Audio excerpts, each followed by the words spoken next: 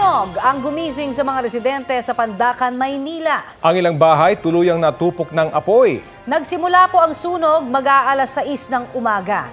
Katuwang ng mga bumbero ang mga residente para maapula ang sunog. Pahirapan din po kasi lalo't makipot ang daan. Ang iba labis naman ang hinagpis lalo na't mabilis sa mga pangyayari. Gawa rin daw sa light material sa mga bahay. Ang iba pang detalye kaugnay sa sunog na yan, ihahatid namin maya-maya lang. Balikan po natin ang balita tungkol sa sunog sa isang residential area sa Pandacan, Maynila.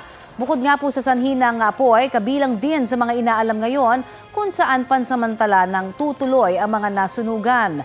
Ang mainit na balita hatid ni Darlene Kai.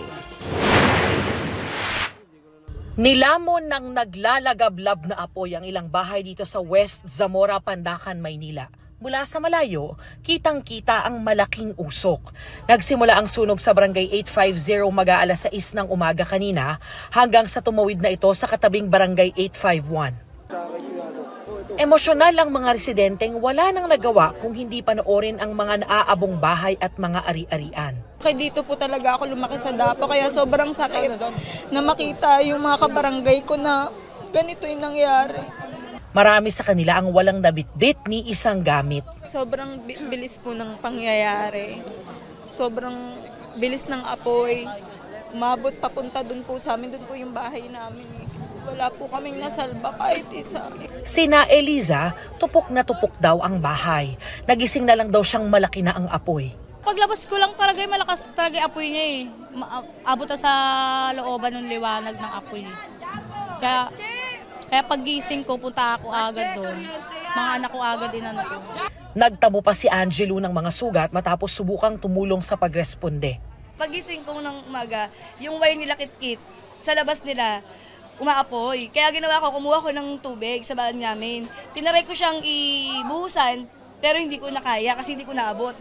Nasugatan tanga po kanina sa pag-ano ko. Tapos, pagbalik ko sa bahay namin, kinuha ko na yung anak ko. Puspusan ang ginawang pagresponde ng mga bumbero.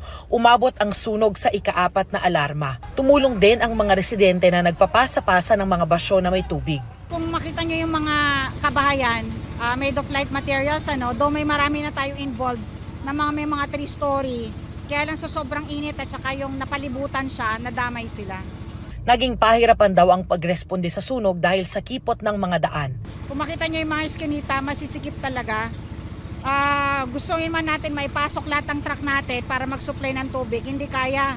Ang pinanggagalingan pa, Quirino pa. So makita nyo yung papasukan ng mga hose natin. Matapos ang nasa 2.5 oras, tuluyan ding naapula ang apoy. Mahigit 300 residente ang nawalan ng tirahan. Iniimbestigahan pa ang sanhi ng sunog. Sakit man sa dahil yung sa lugar ko. Tulong-tulong na lang para maabangan muli. Humingi na muna ng saklolo ang mga opisyal ng barangay sa LGU para sa pansamantalang tutuluyan ng mga nasunugang residente. Darlene Kai, nagbabalita para sa GMA Integrated News. Kapuso, para sa mga maiinit na balita, mag-subscribe sa GMA Integrated News sa YouTube. Sa mga kapuso naman abroad, subaybayan nyo kami sa GMA Pinoy TV at sa www.gmanews.tv.